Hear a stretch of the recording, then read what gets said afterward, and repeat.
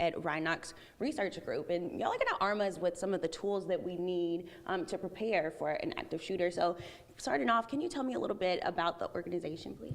Sure. IFMA is International Facility Management Association, and we are the greater Louisville area.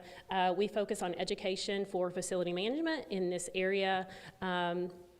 And we're excited to host this event with Aaron McGahey and looking forward to educating everybody on the importance of active shooter. Yes, and I know right before we got started, we were talking about how real that situation can be. We see it on TV all the time. I know you've experienced it with similar. So let's talk about some of the do's and don'ts. What are you going to be talking about at this event coming up? Thank you so much. So during the event, we're going to start out talking about mental health awareness. That's one thing that I feel like we don't talk enough about is like what happens to people where they get to this point to where that's an option that's on the table. So we look at that and we talk about like the CSAFE policy. Do you have a policy in place that allows people early notification of people who are starting to decline in their mental health, right? So we can get them the resources that they need before it becomes this kind of a problem. But then we're going to move into like emergency operations planning.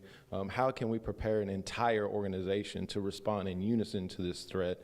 And then we'll get into run, hide, fight methodology. And that's where most people are interested in. It's like, what do I do as a person who's in this situation to survive it? So we'll talk about running from the threat, we'll talk about hiding, and then we'll also talk about, if you are faced with that threat, you're gonna have to fight, right? So we'll talk about crossing that line and things like that.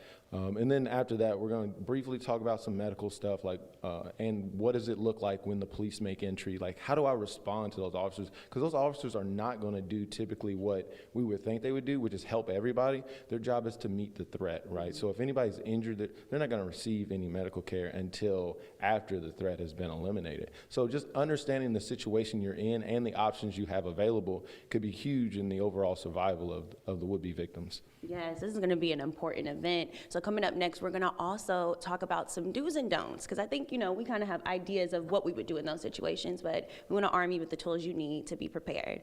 Back to you, Claudia.